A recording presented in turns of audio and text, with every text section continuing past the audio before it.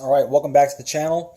We're going to do a quick break from the single action pistols, the 1911, 2011, and talk about the ALG 6-second mount and Glocks and how these kind of fit into like modern pistol use.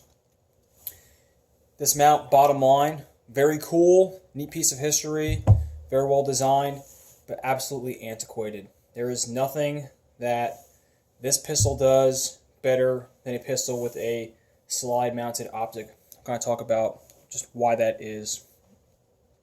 The genesis of this mount was that the organization that asked for it had an individual who just did not trust slide mounted optics. He felt they were going to break, that they were unreliable, and that is my understanding about why they asked for this. The concept of this pistol in general was that it was designed for applications where the pistol was primary, i.e. places where a rifle would be too bulky, and in very high risk, no fail situations. So that's why this mount exists. This is also the reason why this mount is no longer available from ALG, because they were only made as contract overruns, and that customer no longer is buying this mount, so therefore there is no more contract to be overran, which we would call that a clue. Right? The people that asked Geisley, and then of course ALG by extension, to make this mount, right, are not buying it anymore. Maybe there is a reason for that. Right? Maybe there's a reason they don't want this anymore. Some tips about it. It is a big pain in the butt to install. You can find some videos online of that, but it's very difficult to get these pins aligned quite perfectly with the mount. I tried to go with the Vortex, their Crossfire, both their Gen 1 and Gen 2, is like a cheaper option for the aim points, because I figured had a decent lifespan. I could have two on hand for half the cost of a T1 or H1, and they just died way too rapidly and without any warning. So you were stuck basically with an aim point. Maybe Hollow Center Primary Arms is holding up better, but I'm not seeing the Vortex one do as well.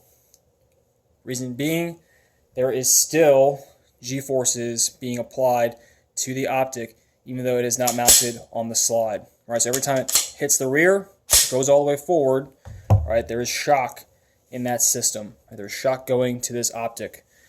So the aim point, right, it is 4 times the cost, and there's a reason for that. Okay.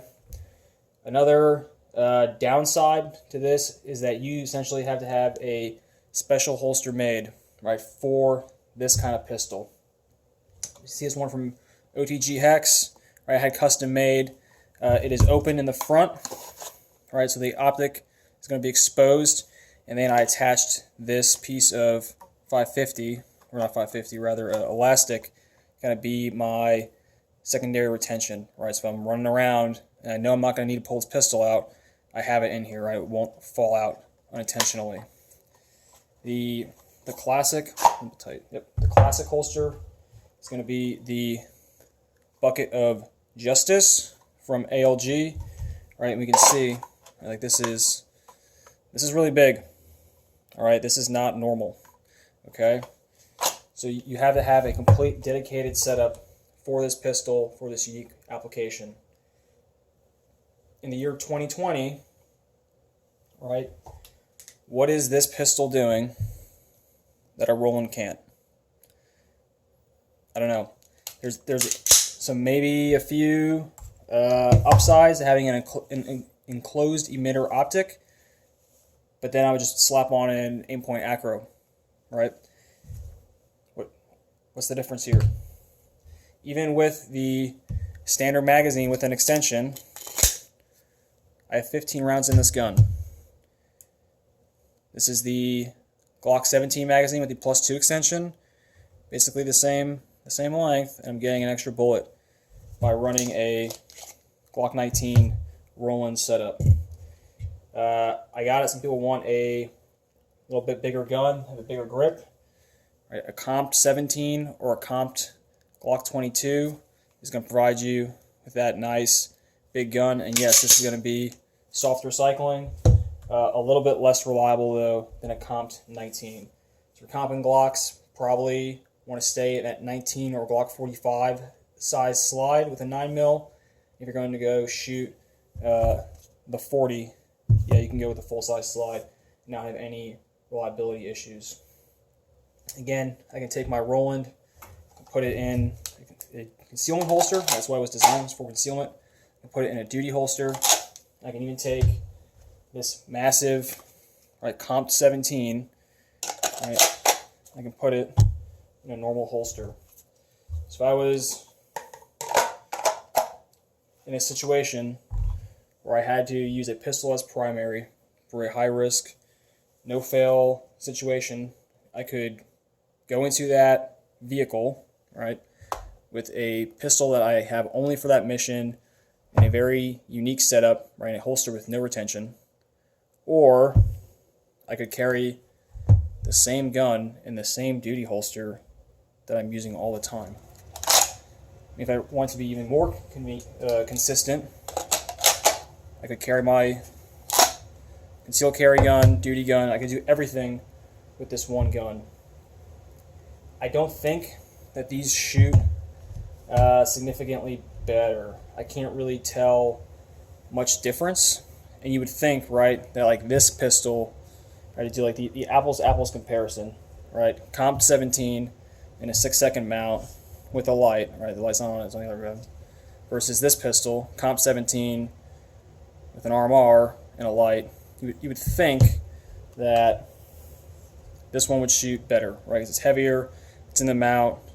I don't have to see the optic move when the slide cycles.